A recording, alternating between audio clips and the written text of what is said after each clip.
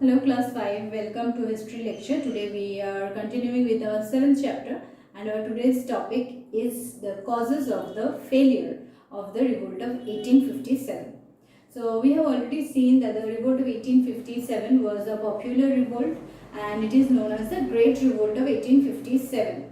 But today we will see the causes that led to the failure of this revolt of 1857 because this revolt was ultimately a failure for the Indian people. Now we see that many historians, Indian historians have termed this revolt as the first war of independence, whereas the British historians has termed this revolt as the Sepoy Mutiny. So British historians try to show or they try to prove that it was only a revolt or rebellion of the sepoys, that is the soldiers, whereas the Indian historians have tried to show that this was a war of independence where all classes of people had taken part.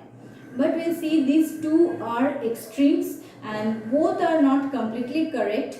We have to follow a middle way between these two extreme thought, and we will see that it was actually a popular revolt, but it was not a first war of independence. Also, it was not just a sepoy mutiny because this was not just joined by the sepoy class or the soldiers class, but many other classes of Indian people had joined this revolt. Like we know that different princely classes, princes from different areas have joined the revolt. Like we know Rani Lakshmibai of Jhansi, from Bihar we have Kanwar Singh, from Kanpur we have Nana Sahib, from Gwalior there is Tantia Tope. So these leaders have joined from different areas and they all wanted to get their land secure. So this was the major problem of the revolt of 1857, that is in different areas, different leaders are participating in the revolt for their own aim. All of them did not have any fixed aim. So we see that the main problem with the revolt of 1857, the main cause for the failure of the revolt of 1857 was that no aim or goal. No fixed aim or goal was there among the leaders. That is, different leaders or different section of people who are participating, all of them have separate aim and separate goal. So if they do not have any common goal, it was of course difficult for them to win. Like the soldiers who are taking part, they have different ambition, different goal. The princely classes like Rani Lakshmibai, Nana Sahib, Tantia Tope, all those who are taking part, they have different ambitions. And we see that the Orthodox Hindu class, they are also taking part, they have different aim. So as they have no fixed aim or no fixed goal, it was from the beginning of this revolt, it was very weak and it was bound to be a failure.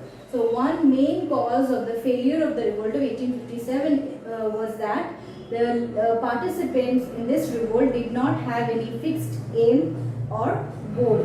Also, we see that the soldiers who took part in the revolt, they were disoriented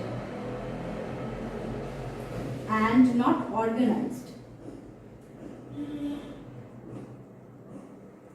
So what we see is that the Indian soldiers were much more in number, but they were not properly organized.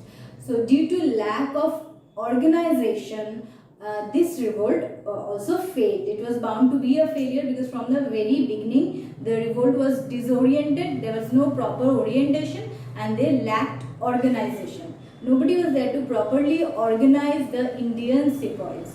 So this was another cause for the failure of the revolt of 1857, that is they did not have proper organization. Also we see another factor is that lack of communication was another factor. Lack of communication means that one part, the leaders or the participant in one part of the revolt could not properly communicate with another part of the revolt that what they want, what they are planning to do next. No planning, no organization was there. Proper planning and proper organization was lacking and they could not communicate with each other. So in every area when the participants are fighting the British are fighting them in one area particularly and they have no unity among themselves. So there was no communication also between them, like whatever the say in Jhansi, whatever they are planning, how they are fighting with the British, in Kanpur they did not communicate, or in Bihar there was no communication what they are planning next. So lack of communication became an important factor for the failure of the revolt of 1857. Another important factor, always this has worked for the failure of India, is the lack of unity. Indian soldiers were more in number, but there was lack of unity. That is, they did not have any unity among themselves.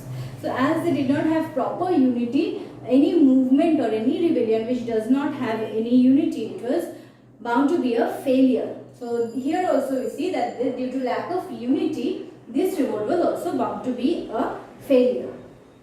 Apart from this, we see that the Indian soldiers were not disciplined and the British soldiers were much more disciplined. So that we can mention that the British soldiers were disciplined. British soldiers were much more organized and disciplined, but they were less in number. But the Indian sepoys or the Indian soldiers were so many in numbers, but they had no proper rules and regulation. They had no discipline. Due to this, we see the British soldiers who were less in number could easily defeat the Indian soldiers who were more in number. Also, we see that the commander, there was no proper commander. Among the Indian sepoys, we see that proper commander was not there. Like the military head who will command the army to attack the British, and the planning and organization will make, this type of leadership was missing. A proper commander was missing. So this also led to the failure of the revolt of 1857. Whereas among the British, we see that there were superior commanders who could easily organize the army and they could easily fight the Indian counterpart. Another important thing is the weapons, arms and weapons. So for the Indians, we see Indians used primitive arms and weapons. Primitive arms and weapons became another factor for the failure of the Indian army or Indian people in the revolt of 1857. There what we see is that while the British are having much more superior weapons and arms, the British are using scientifically developed techniques, but the Indians were using sticks and stones because they did not have proper arms and ammunitions in those days. So this became another cause of the failure of the revolt of 1857, that is the Indian sepoys or the Indian participants did not have proper arms and weapons. Another factor is the limited areas of the revolt of 1857, limited participation we can say.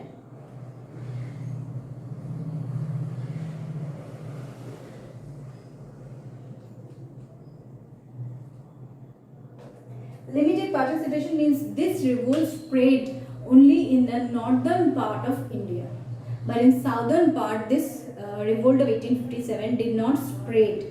And what we see is that in many areas the impact of the revolt of 1857 was not felt. So this revolt from the very beginning, it was very limited in scope. In UP, in Delhi, in these places it was very strong, whereas in Bengal or in southern part of India, this revolt was not at all strong, it did not spread much. So the limited spread of this revolt was another cause for the failure of the revolt of 1857.